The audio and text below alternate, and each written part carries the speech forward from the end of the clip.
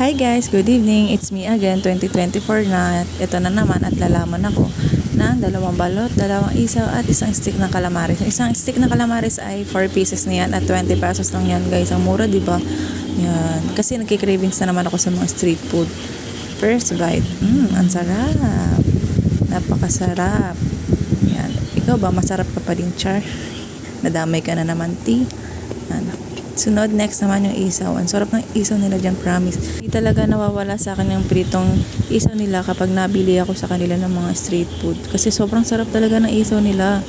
Pati ang calamares nila, sobra. Hindi ko talaga, sa 10, over 10 is 10 talaga sa akin yung mga street food nila. Kasi masarap talaga. Tsaka hindi siya malangsa or wala siyang ibang lasa na kasi sa iba may nabibili din ako na may mga ibang lasa, di ba? Pag hindi naaayos ang pagkaluto or hindi naaayos ang pagkahugas niyan pag sila nagluluto. Yan, sarap na sarap ako that time. Naubos ko yan. Promise, naubos ko talaga siya. Yan, magbabalot muna ako kasi nabubusog na ako. Baka di ko makain yung balot pag tinuloy-tuloy ko yung pagkain ng isaw at saka ng calamares. May natira pa ako 2 piraso.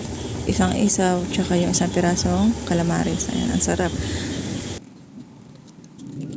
Ako lang ba to yung kumakain ng balot pero hindi kumakain ng sisiw? Hindi ko alam kung bakit kumakain ako ng balot pero ayoko ng sisiw. Kasi, meron kasi ako nakain na na balot. May nabili akong balot na sobra yung niya, sisiw niya na parang kulang na lang, imapisa na siya para mabuhay. Tapos parang yun, nag-start ako doon na hindi na kumain ng sisiw nun. Kasi parang pag kinagat mo, parang feeling ko buhay pa siya o nakakaawa kasi hindi ko alam. Basta, ayoko talaga ng sisiw. Pero sarap na sarap ako sa balot.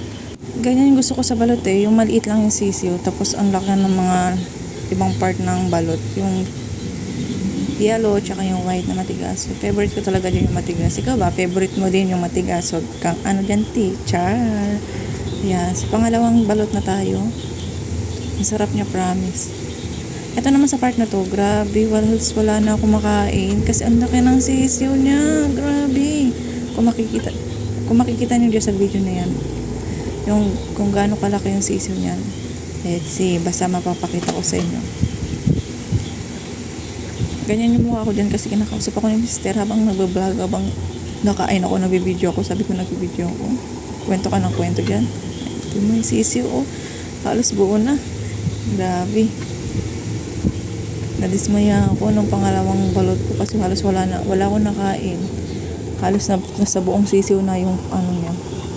Yan. Tapos tayo sa balot at balikan natin yung natira natin kanina kasi medyo busog na ako. Busog na talaga ako, pinipilit ko lang talaga siya maubos. Ayan. Ito yung last na para sa calamares. Nangihingi ako ng tubig kay Mister magagalaw pa niya yung cellphone kung mababangga niya. Tubig. Inom mo na kasi medyo busog na talaga ako. Sarap. Yan na yung pinakalas at pinakahuli kong kain sa gabing yan ng street food. Yan.